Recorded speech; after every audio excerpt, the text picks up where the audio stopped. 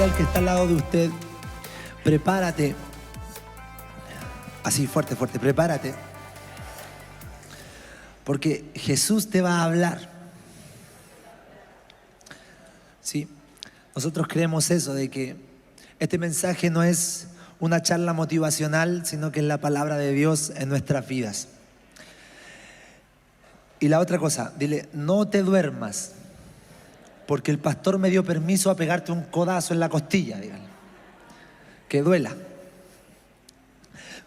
Vamos a entrar, quiero compartirles un mensaje que va muy de la línea de lo que hemos estado hablando y espero realmente poder explayarme bien. Mi inseguridad humana me dice que yo soy un poco disperso y como soy disperso, de repente durante el trayecto me olvido de algunas cosas, no sé si las dije bien, si las dije mal, y yo creo que a usted, pastor, también le pasa, ¿verdad? Somos familiares, somos familiares. Hoy día les quiero compartir un mensaje que se llama Pasemos al otro lado. Dígale al que está al lado, pasemos al otro lado. Ahora va a entender un poquito más, ¿sí? El primer versículo que quiero leerles está en Marcos 4:35. Marcos 4:35. Y es un versículo súper simple que también también va relacionado directamente al título, pero lo vamos a leer rápido, ¿sí?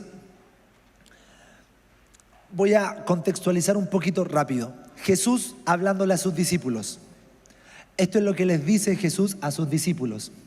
Aquel día, cuando llegó la noche, Jesús le dijo a sus discípulos, pasemos al otro lado, ¿sí? Más adelante voy a seguir contextualizando este texto, pero quería dejarlo claro para que, o mostrarlo aquí para que usted lo aloje en su mente y en su corazón. Esta palabra, este mensaje tan importante, pasemos al otro lado, ¿sí? Va a entenderlo más adelante. Vamos a orar. Gracias, Señor. Gracias, Señor, por tu amor. Gracias, Señor, porque tú eres fiel. Gracias, Señor, porque tenemos el privilegio de ser familia. Y ahora nosotros declaramos que se va de nuestra vida todo cansancio, distracción, que interrumpa lo que queremos o lo que tenemos que recibir de ti, Señor. Gracias por el privilegio que tenemos de ser tus hijos y de poder recibir esto, que sabemos que es lo único que nos transforma. Te amamos, Señor, tú eres lo más importante en este lugar. A ti sea la gloria, a ti sea la honra, a ti sea la alabanza.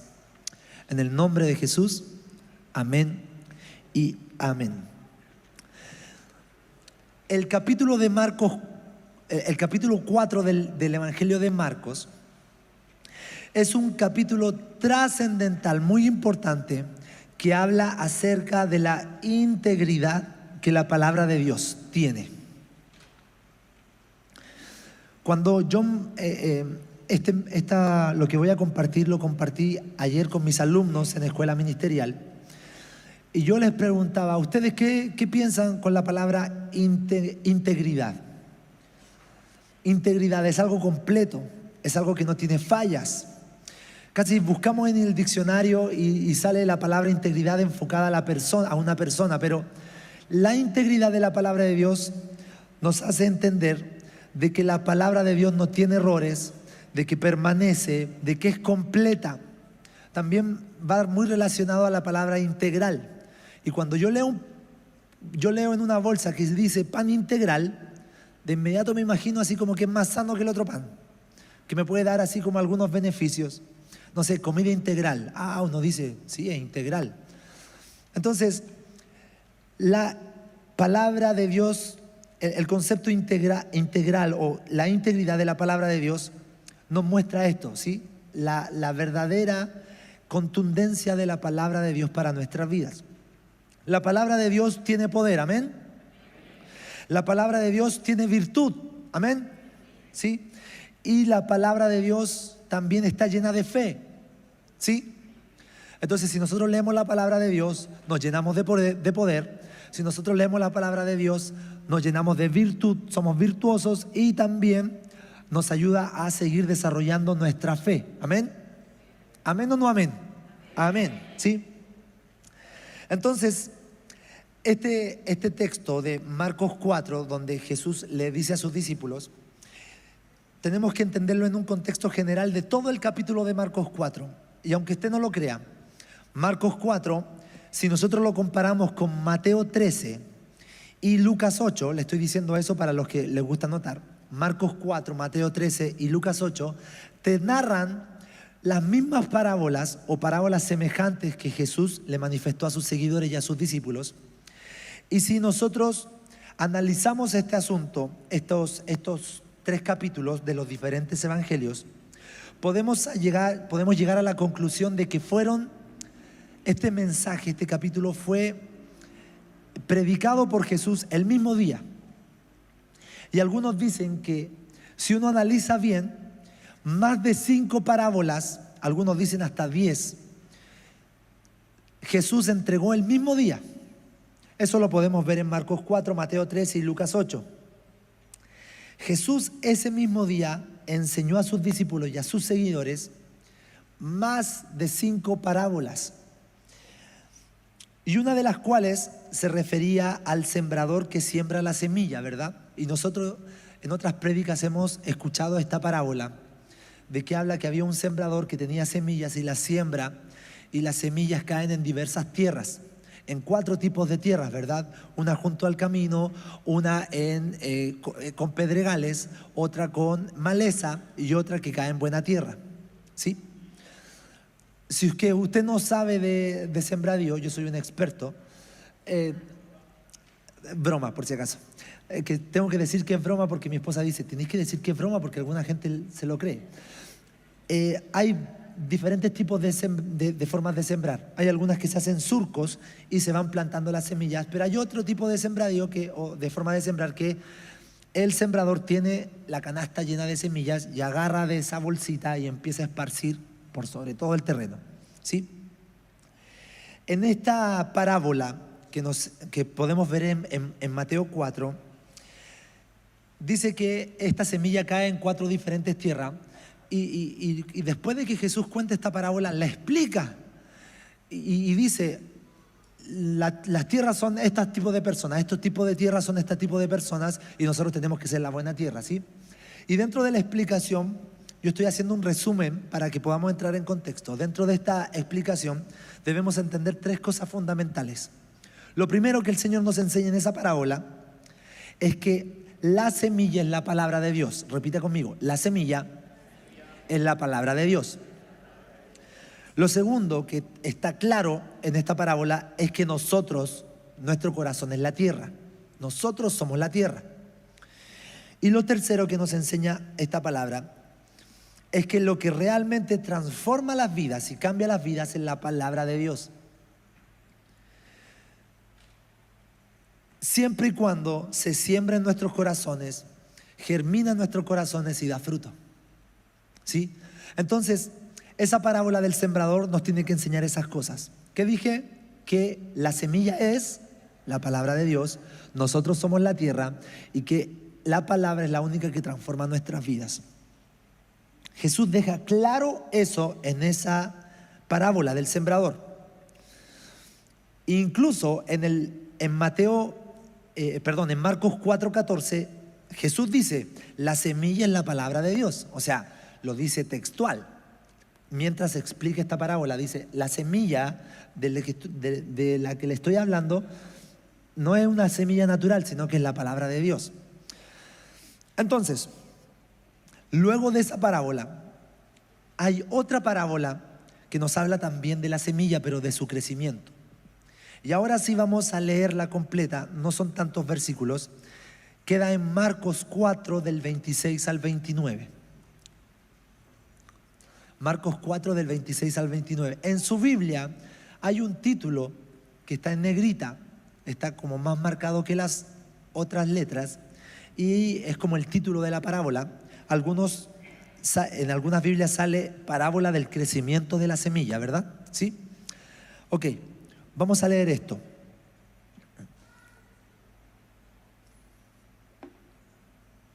Fonoaudiología desde ahora en adelante, porque yo utilizo mi voz pésimo. Ahora sí, dice así en Marcos 4:26 en adelante. Decía además Jesús: así es el reino de Dios, como cuando un hombre echa semilla en la tierra y duerme y se levanta de noche y de día, y la semilla brota y crece sin que él sepa cómo, porque de suyo lleva fruto la tierra, primero hierba, luego espiga, después grano lleno en la espiga. Y cuando el fruto está maduro, enseguida se mete la hoz, porque la siega ha llegado. Vamos a ir versículo por versículo analizando esto o desglosando un poco lo que el Señor nos enseña. Marcos 4:26 dice: el reino de Dios es como un hombre que echa semillas en la tierra. Obviamente Jesús no quería enseñarle a las personas de cómo ser un agricultor, ¿verdad? Está hablando y está usando un ejemplo natural para explicar una verdad espiritual.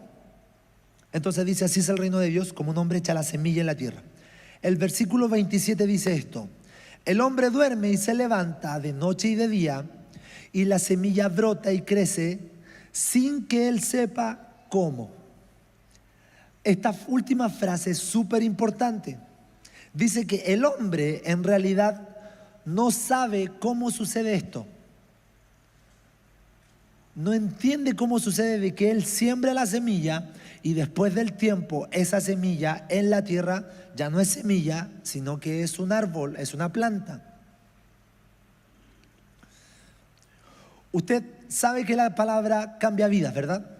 Eso lo entendemos. La palabra de Dios transforma vidas, por eso se lo dije al inicio. Pero algunas personas pueden decir esto: yo no entiendo tanto lo que usted, pastor, me está diciendo. ¿Cómo puede realmente cambiarme la lectura de la palabra y hacer que la vida de Dios se vivifique en mi interior? Yo no entiendo cómo hace eso. No sé si usted se ha preguntado en algún momento de su vida esto. A ver, tú me estás diciendo que tengo una dificultad en mi vida y que en el momento en que yo me sumerge en la palabra de Dios, la empiece a leer, la empiece a meditar, ¿eso va a transformar mi vida? Yo no entiendo cómo pasa esto. Yo tampoco lo entiendo por completo. Pero lo único que sé es que es una ecuación que funciona al 100%. Al igual que como el sembrador no entiende cómo cuando lanza la semilla en la tierra, después del tiempo se levanta, se despierta noche y día y esa semilla brota. Si usted le pregunta a un agricultor, pocos agricultores, casi ninguno te va a decir el proceso. Yo no entiendo mucho, pero yo sé que tengo que plantar la semilla y eso va a crecer. Yo tampoco lo entiendo por completo, pero sé que funciona. Yo no entiendo cómo puedes plantar una semilla pequeña en la tierra y luego del tiempo todo un árbol con frutos, crezca con frutos. Y después ese árbol se reproduzca al 100%. Nadie lo entiende por completo, pero funciona. Y la seguridad es que realmente, verdaderamente funciona. Verdaderamente funciona. Leer la palabra de Dios y permitirle que empiece a saturarte cambia tu actitud, cambia tu experiencia y cambian tus percepciones. Eso usted dice: pero ¿cómo? No lo entendemos por completo, pero de qué pasa, pasa. Entonces, el Señor nos muestra esto. La persona siembra la semilla, no sabe cómo, pero pasa el día y pasa la noche y esa semilla da fruto. Miren, el versículo 28, avancemos un poquito más, dice: la tierra produce fruto por sí misma. No sé si usted se había dado cuenta, pero la tierra fue diseñada por Dios para dar fruto. Para que desde ahí salgan los árboles y den fruto. La tierra está diseñada para eso. El Señor la aportó con ese talento, con esa habilidad, con esa habilidad. ¿Para qué? Para que cuando se plante la semilla, la tierra dé fruto. Y le digo una cosa: es que tu corazón fue diseñado para la palabra de Dios. Es por eso que el Señor Jesús muestra esta semejanza entre la tierra y nuestras vidas. Entre la tierra y el corazón. El Señor te está diciendo, así como el Creador, como mi Dios Padre creó la tierra para que dé fruto, yo creé tu corazón, no solamente para que bombee, no solamente para que te dé vida, sino que yo creé tu corazón para que reciba la palabra de Dios. Y eso es algo espectacular. La palabra de Dios también fue creada para algo. ¿Para qué fue creada la palabra de Dios? Para estar puesta en tu corazón. Así como la semilla fue creada para estar puesta en la tierra. El solo hecho de tomar la Biblia, abrazarla y ponerla encima de tu mesita para el café o encima del velador ahí con el Salmo 91 abierto, no sirve de nada, no tiene virtud, no libera el poder en tu vida. Lo que tenemos que hacer es tomar la palabra de Dios, convertirla en una semilla y plantarla en nuestro corazón. Todas las semillas que quedan en la bolsa no sirven para nada ahí. Tienen que ser plantadas. Como les digo, la Biblia, la palabra de Dios, no sirve para que esté ahí en tu velador. Eso no provoca nada. Tienes que tomar esa palabra, convertirla en semilla y plantarla en tu corazón.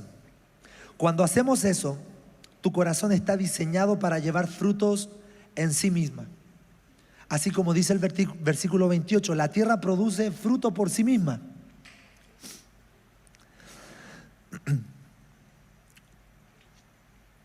Cambiará automáticamente la manera en que las cosas funcionan en tu vida.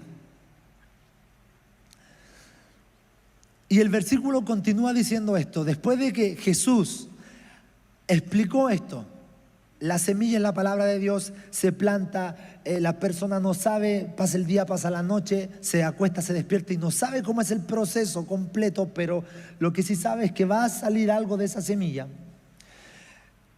Después de establecer, de que Jesús establezca de que nuestro corazón es como la tierra, de que la palabra de Dios es como la semilla, de que nuestro corazón está diseñado para recibir la palabra de Dios, el versículo continúa diciendo: primero la hoja, luego la espiga y después el grano maduro en la espiga. Esto nos hace entender que hay etapas y fases de crecimiento y de madurez de la palabra de Dios en nuestros corazones. El proceso uno no lo entiende tanto, pero lo que sí está claro es el tiempo. De que tiene que haber tiempo para la maduración de la palabra de Dios en tu vida.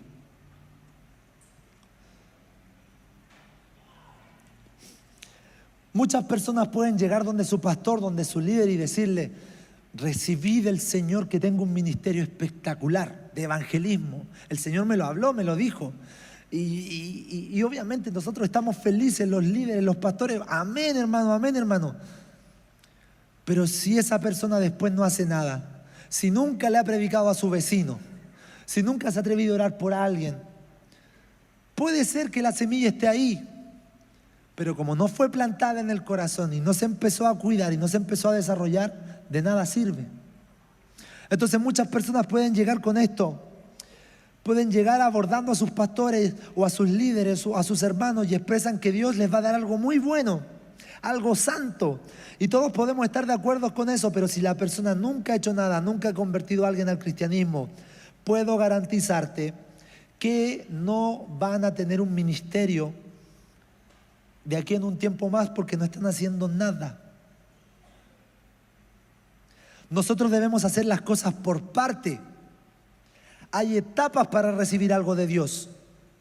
Y eso es lo que esta parábola de la semilla, del crecimiento de la semilla, nos está hablando, nos está ilustrando. En primer lugar, diga conmigo, en primer lugar, tenemos que empezar a hacerlo. Si el Señor te dice algo, tú tienes que empezar a hacerlo, a dar pasos pequeños para empezar a moverte. luego viene la esperanza, luego se desarrolla la fe y después eso produce el resultado. Es por eso que muchas veces está tal vez con problemas económicos y uno dice, el Señor me dio una palabra que voy a ser prosperado en la economía. Sabemos que la prosperidad es más que eso, pero voy a dar un ejemplo súper práctico. Prosperado en la economía. Y pasa el día, pasan 2 días y uno después ya dice, oye Señor, pero si ya me dijiste, ya recibió la palabra y automáticamente quiere que pase todo, que suceda todo.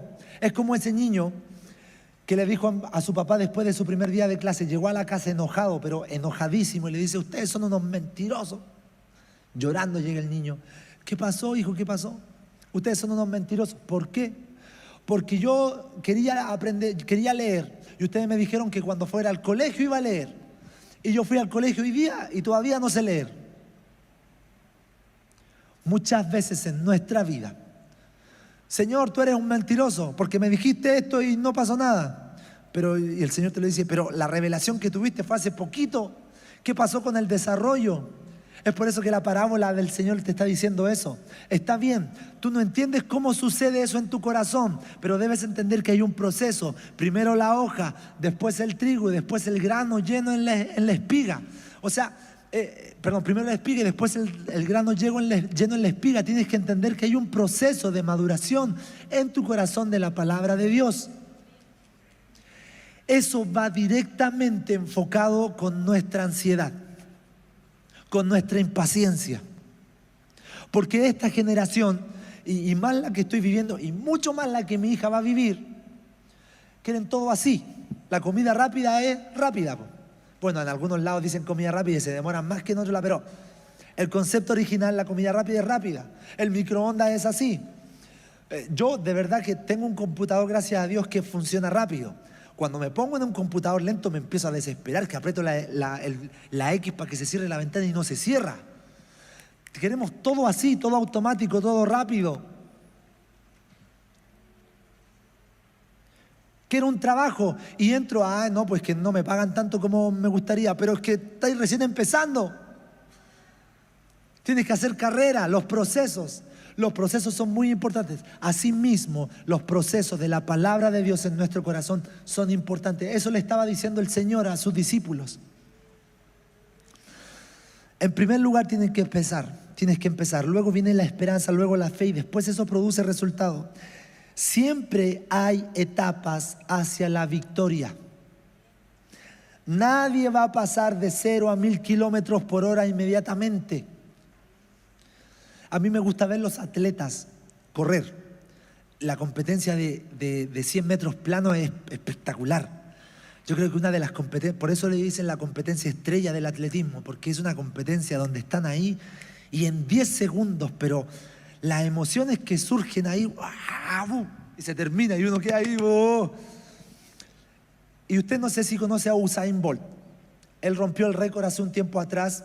Esos récords, ojo, que no son de restarle segundos, es restarle milésimas de segundo. Él fue el hombre más rápido del mundo, creo que el récord fue 9:58. 9 segundos 58 centésimas de segundo. O milésima, centésima. Bueno, lo mismo. Pero si usted ve el proceso de Usain Bolt, cuando empezó, no es que empezó a hacer el récord número 1 al tiro. Las primeras competencias, Usain Bolt era muy alto y corría así como que, y siempre llegaba a tercero, cuarto. Y fue un proceso hasta que logró batir el récord mundial que lo tiene hasta ahora. En la vida, para la victoria, para ver los resultados de lo que el Señor te está diciendo, tiene un proceso, amados hermanos. La palabra tiene que ser plantada en tu corazón.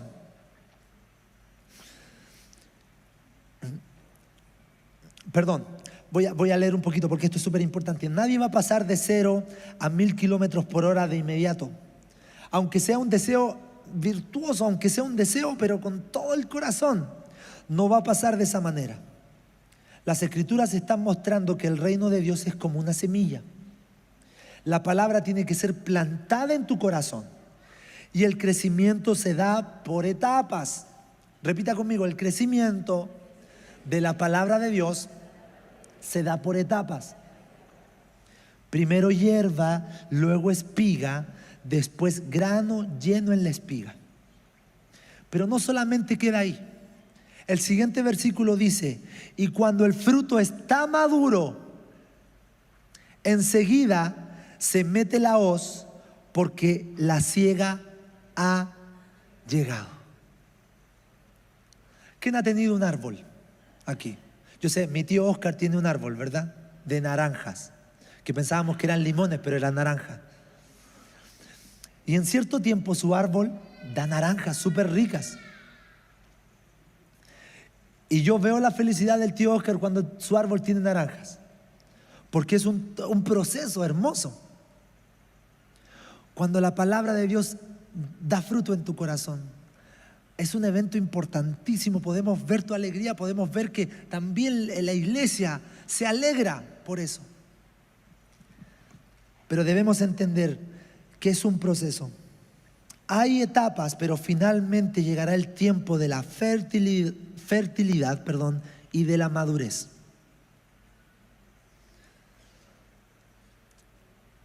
Pastor, pero usted, ya genial esto, pero ¿qué tiene que ver? Pasemos al otro lado. Aquí viene. No sé si ha visto esas películas que te muestran una escena y después vuelven al inicio y después, en la misma escena, eso quise hacer con ustedes. Y me salió espectacular. Ahora, el punto principal de este versículo, o sea, de esto lo que estoy hablando, está en el versículo 35 de Marcos 4. El versículo que leímos al inicio. Les comenté de que Jesús había estado enseñando todo el día de parábolas con relación a la palabra de Dios. Si usted lee esos capítulos que les dije, habla del sembrador, habla del proceso de crecimiento de la semilla, habla de la semilla de mostaza. Todo enfocado en que nosotros somos tierra, en desarrollar la fe, en alojar la semilla del Señor que es la palabra de Dios en nuestros corazones y que esta dé fruto. Todo el día estaba enseñando eso. Y después de haber enseñado a sus discípulos y a sus seguidores, Jesús les dice: ya muchachos, tomemos la barca, porque llegó la noche y vamos a pasar al otro lado. Pasemos al otro lado. Esa es una instrucción o una orientación clara, específica.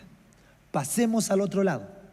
Si yo les digo, póngase de pie, usted, ¿qué va a hacer? Ponerse de pie.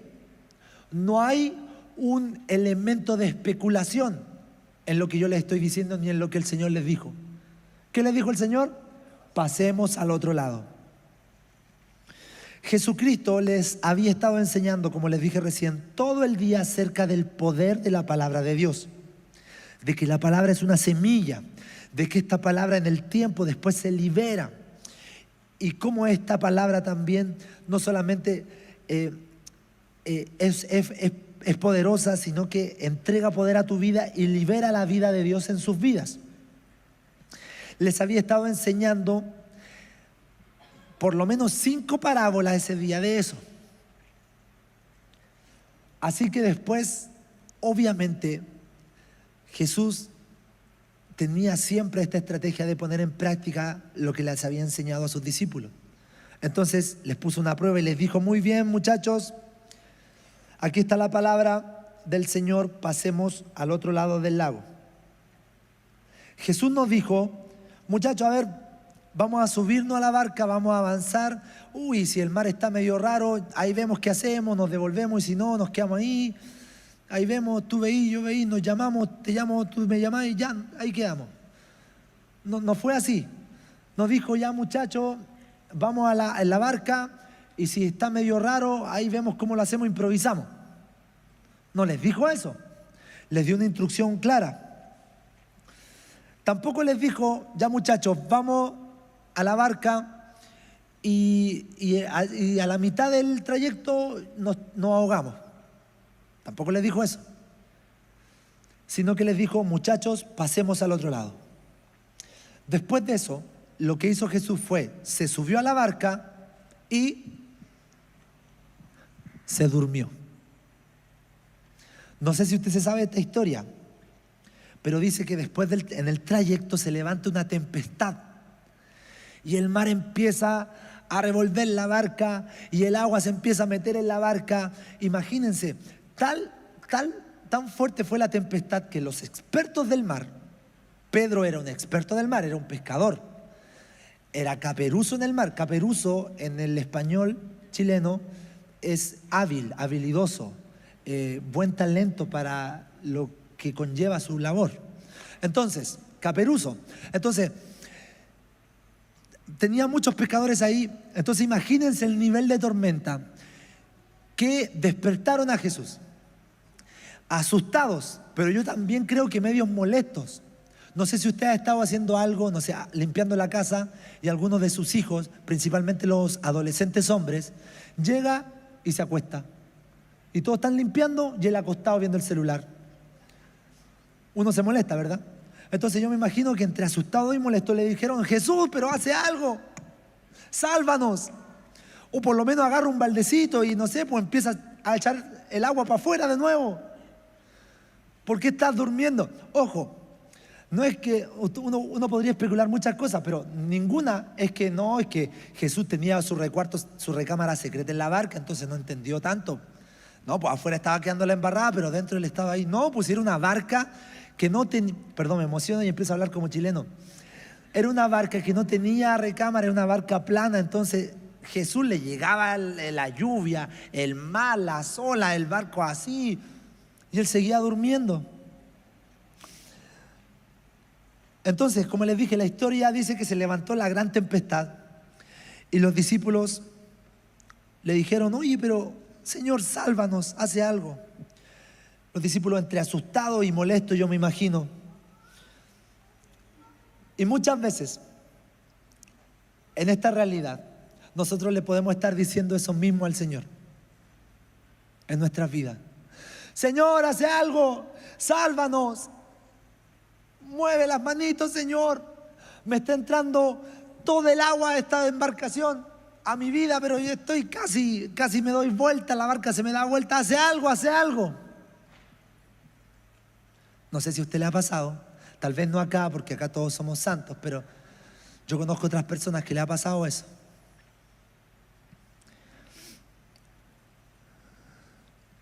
Y quiero decirle algo. El Señor ya hizo algo. No es que tiene que hacerlo, es que ya lo hizo. Y esa es la revelación que el Señor me ha estado y nos ha estado enseñando, porque no es algo nuevo, es algo que estaba ahí, pero tiene que ser revelado. Y eso es algo que realmente ha cambiado hasta mis oraciones, de entender que el Señor ya lo hizo. Entonces, cuando yo oro ahora por alguien, por alguna enfermedad, yo no digo: Señor, sánalo, hace algo. Porque yo entendí que Él ya lo sanó. Solamente que hay que declarar que esa enfermedad no va en ese cuerpo y tiene que salir. Entonces, el Señor ya hizo algo. Él ya ha suministrado todo lo que necesitamos por medio de la expiación del Señor Jesucristo. Él produjo su palabra y nos ha dado todas estas semillas.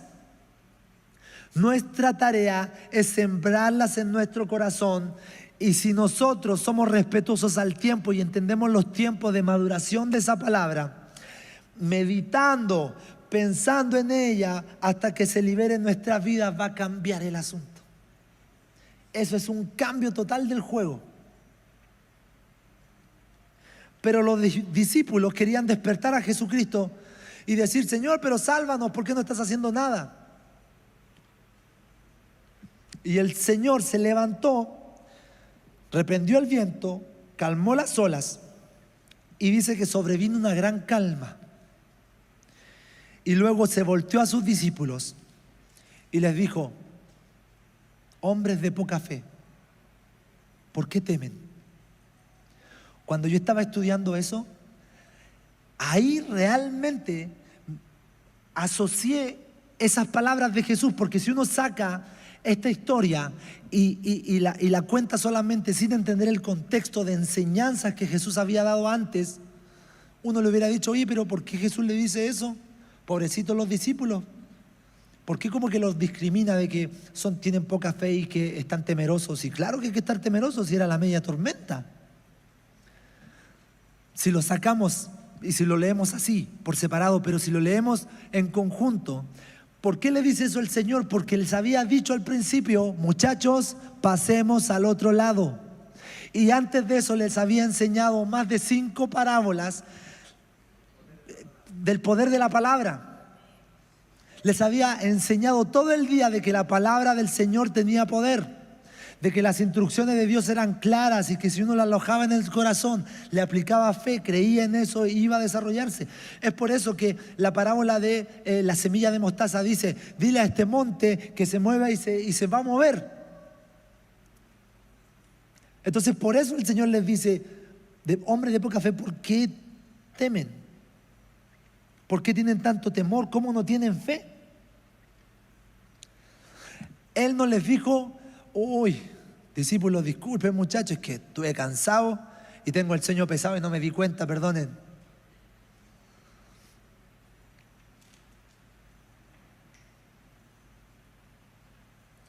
La parte que el Señor hizo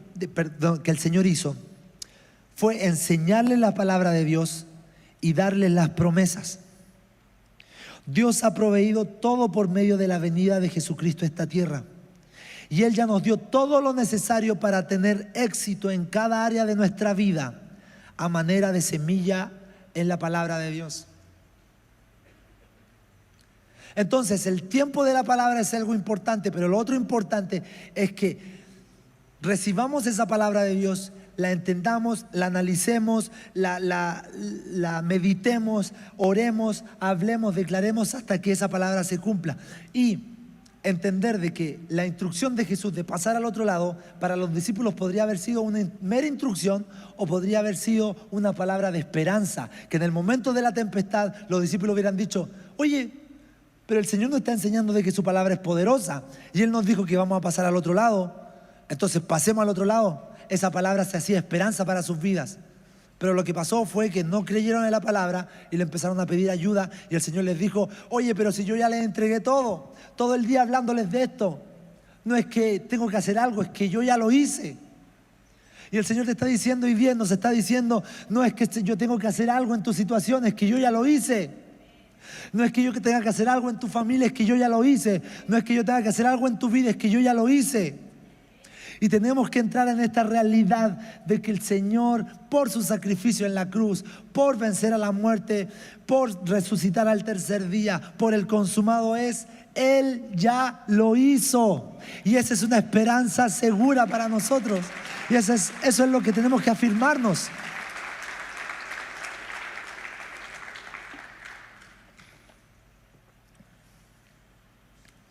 Todo lo que tenemos que hacer es tomar las semillas de la palabra de Dios, plantarlas en nuestros corazones, leerlas, meditar en ellas, pensar en ellas, esperar ese tiempo, permitirle que echen raíces en nuestro interior.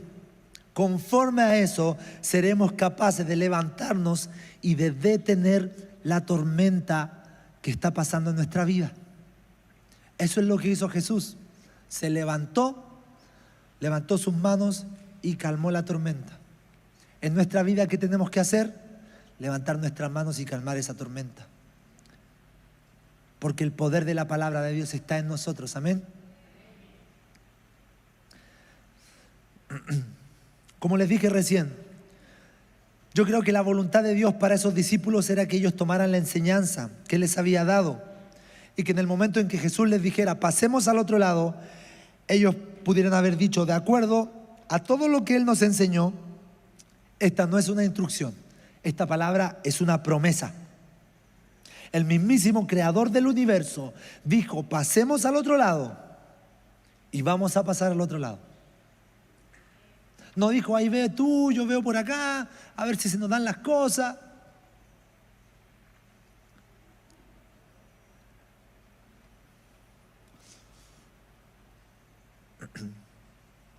Los discípulos pudieron haber tomado esa palabra, combinarla con fe y reprender el viento y las olas. Pero le dijeron, Señor, haz algo, ayúdanos. Esta es una palabra para animarte a que nos demos cuenta de que si hay tormenta en la vida, no tenemos que andar diciéndole, Señor, haz algo, sálvanos, sino que nos paramos en su palabra, llenos de fe, y declaramos lo contrario y calmamos las aguas, calmamos los vientos en el nombre del Señor, que es un nombre por sobre todo nombre. Y ahora uno dice, ya está bien, pero realmente la palabra de Dios tiene poder. Le digo algo, todo esto fue creado por su palabra. O sea, el universo fue creado por su palabra. Y esta realidad está acá para nosotros, amados hermanos.